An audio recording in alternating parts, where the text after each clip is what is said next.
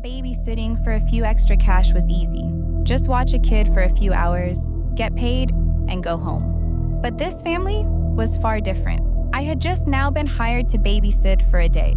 Right after I walked in the house of the one I was babysitting, Mr. and Mrs. Peterson looked like they were ready to go out.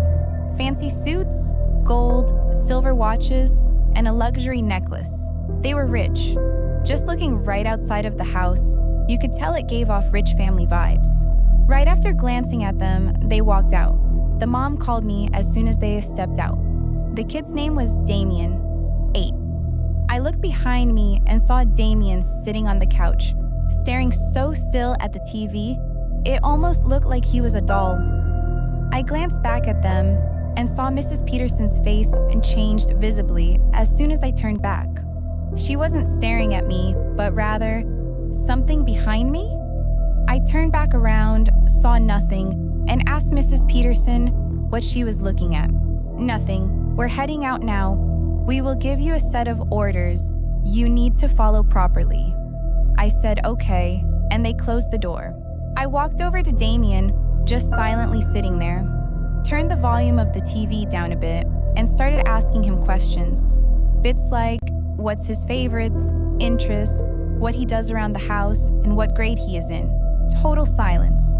Not a sliver of sound in the house, except for my voice and the television. It was weird. He wasn't talking. I just shrugged him off, thinking he was overstimulated. I went to grab some food, going to try to cheer him up a bit.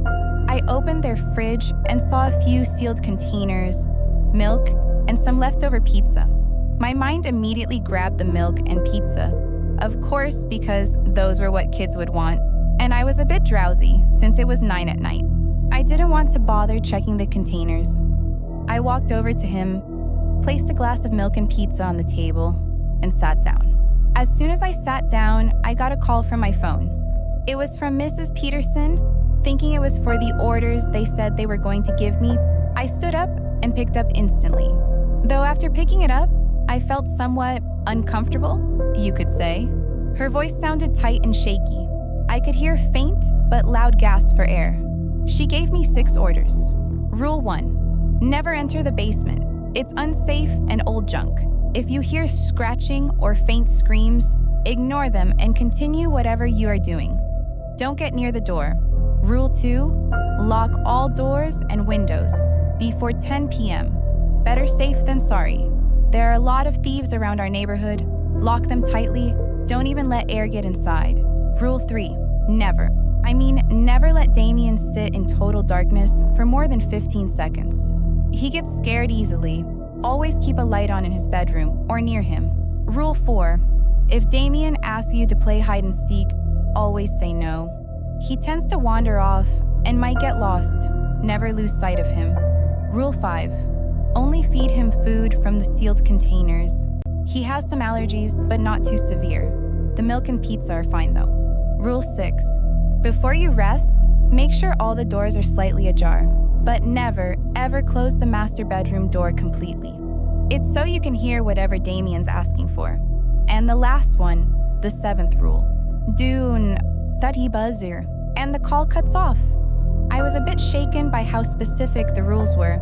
I remembered she said something about a 7th rule, so I tried to contact her. The number you have dialed does not exist. It was strange. Earlier, I was just talking to her. Now the number doesn't exist? I was scared, but I kept my cool and went on. I remembered Rule 2. Lock the doors and windows tight before 10 p.m. It was 9:30, so I hurried. After I finished, my chest felt tight, and also felt a bit nauseous. But remembering Rule 3, I snapped back. Never let Damien sit in total darkness. So I turned the lamp at the table beside him. It's still strange. He's in the same position as he was 30 minutes ago. Still staring intently into the TV, not even a single tilt. It felt like everything was under control, but the silence, except for the TV, of course, felt heavier than safer. But I noticed the milk was gone and pizza devoured, so that felt safer. I handed him one of the juice boxes from the sealed containers, and he actually drank it. It was my first time seeing him do something.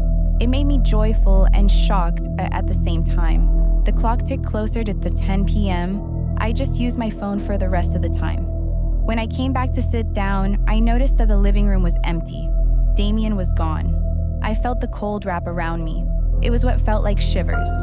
And from somewhere down the hallway, I heard a child's voice, a whisper. "Hide." Thinking immediately, I already knew it was Damien, since he liked hide and seek. I decided to play on, since the rules only told me to stop if Damien is a hider. I hid in a somewhat obvious spot to end the game, stop it, and make him fall asleep. I wanted some rest. He found me, I stopped the game, and he's in his master bedroom. Lamplight open a master bedroom for a single child is a bit insane. Well, they are rich. As I was walking upstairs, I heard faint but loud screeches, scratches, and screams coming down from the basement door. I needed to ignore it. Which idiot wouldn't follow someone's rules? I made sure the master bedroom wasn't completely closed. And there I heard it, the master bedroom's lock, and an additional click, what sounded like a lamp turning off. It clicked. It locked. Did Damien lock it? I knocked. Damien? My blood ran cold. What was looking through a peek of the door wasn't Damien. It was a tall, shadowy figure. My heart hammered. It was already 11. The door clicked again. It locked. I had to hide immediately. Before going upstairs, there was a patch, probably leading to the attic. I had an idea. I was carrying my phone with me. Before this, I had 2 phones in case of an emergency. I looked for the alarm, put it on high volume, then threw it down the stairs. It would create noise, making an illusion that I went down. And with that, I opened the attic door, climbed, and thought. Calling the police now would be useless. I'd probably be in pieces by the time they get here. And something clicked. The rules weren't to make me feel safe. It was leading me to something far worse. I'd guess the basement was full of bodies. Lock everything tightly to make sure no one hears, and I'd get trapped. Never let Damien sit in darkness for too long, probably to conceal his true form longer. Light probably makes him stronger. Rule 4 was probably to stop me from realizing when and where he would strike. Him hiding means him hunting. Food from sealed containers, probably to make him transform into it by the time it's bedtime. Don't completely close Damien's door completely, probably to let out whatever was in there. No idea why it closed though. The cutting off and gasping for air call was probably an act to make me believe everything. That's everything. I saw a book, Satanic Vibes. The first page was Damien's name. It meant to tame or subdue whatever. His name was never normal, and I saw it. A glimmer of hope, a window from the attic. I tested it to make sure it wasn't bulletproof. Because at the start of hearing Rule 2, I was already suspicious of everything. Why lock everything tightly? And I tapped on one of the glasses. It was bulletproof. Such mysteriousness of the house. No way there wasn't anything going on. And there, I heard the door unlock. The footsteps sounded like they were going downstairs. I saw a baseball. With enough force, a window breaks when you throw it there. Everybody knows that. And what do you know? It worked. It broke. I had to get out fast. It was a neighborhood. I escaped easily. But before all that, I heard a phone. It sounded like it was pre-recorded. The 7th rule, don't believe whatever I say. I am dead. It uses my voice and my son's skin. I was already dead before you picked up. The rules they told you were never meant to keep you safe.